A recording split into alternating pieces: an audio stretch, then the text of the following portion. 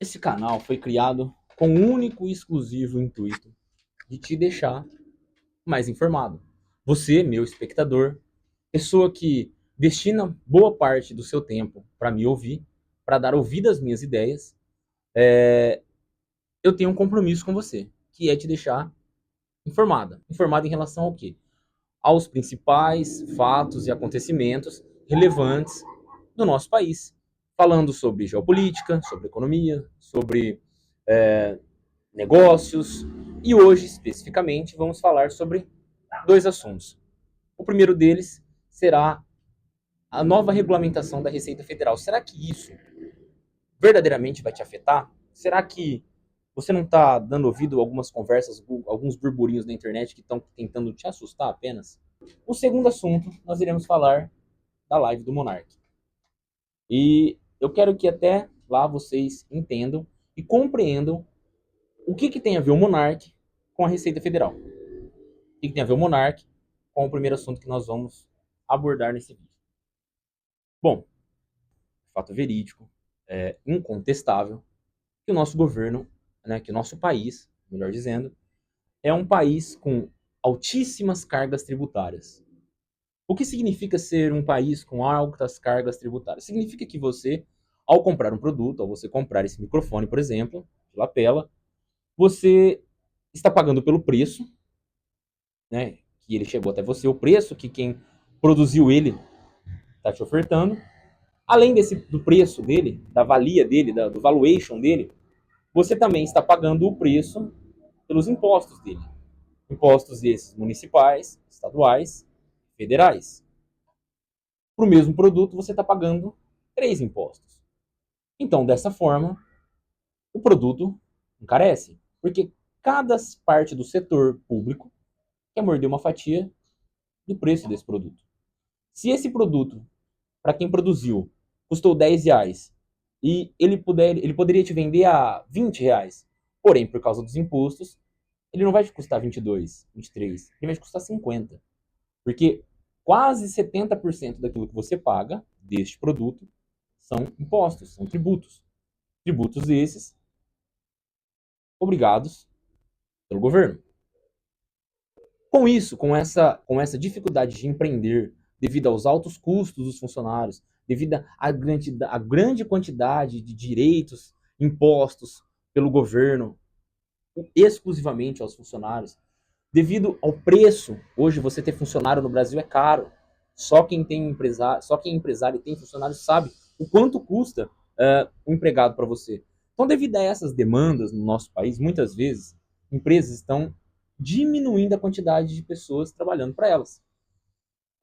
Ao demitir esses funcionários, ao demitir essas pessoas, muitas vezes por excessos de tributos, também essas empresas pagam, ou por abrir em outros estados onde fornecem menos impostos, ou por fechar muitas vezes no Brasil e abrir em outros países onde a carga tributária é menor, essas empresas mandam embora centenas, milhares de pessoas.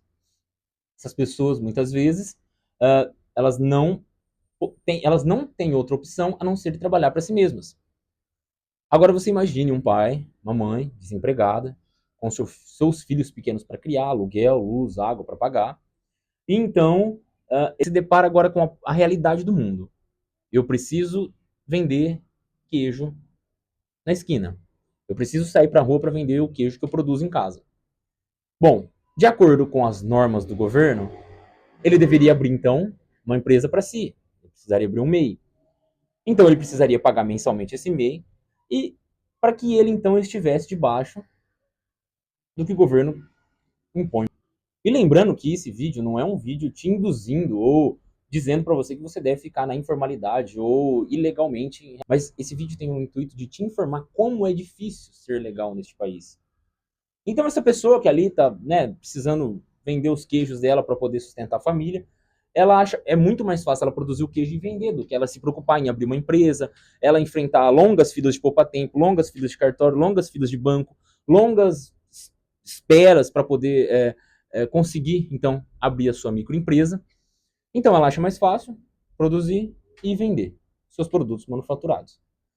Dessa forma, se essa pessoa conseguir lucrar no mês R$ 3.000, e se desses 3.000 ela só gastar R$ 2.000, Isso significa que a conta dela movimentou R$ 5.000. Isso significa que a lupa da Receita Federal estará sobre esta pessoa, sobre a conta dessa pessoa.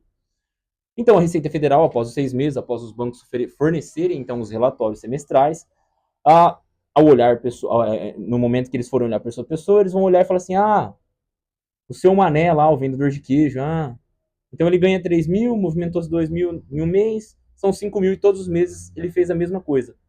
E sabe o que a gente percebeu? Que o seu Mané não pagou imposto.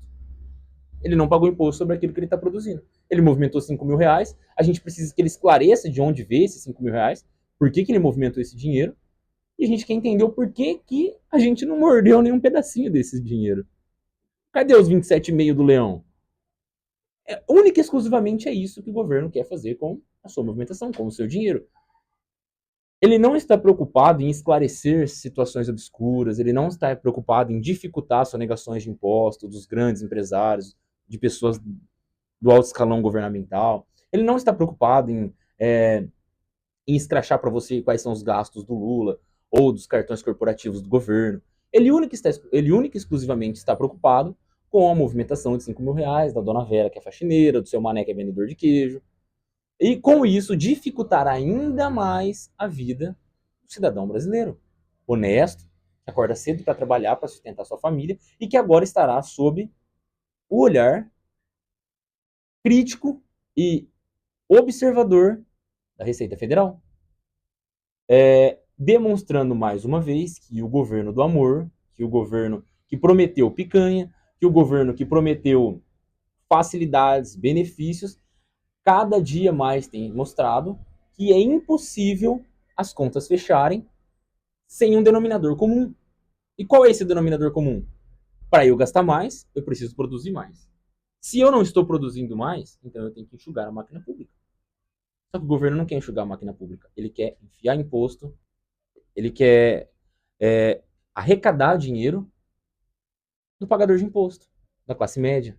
Com isso, ele quer se tornar popular com as classes E, que muitas vezes recebem benefícios, mas ao mesmo tempo ele quer sugar daqueles que verdadeiramente trabalham e produzem alguma coisa no Brasil.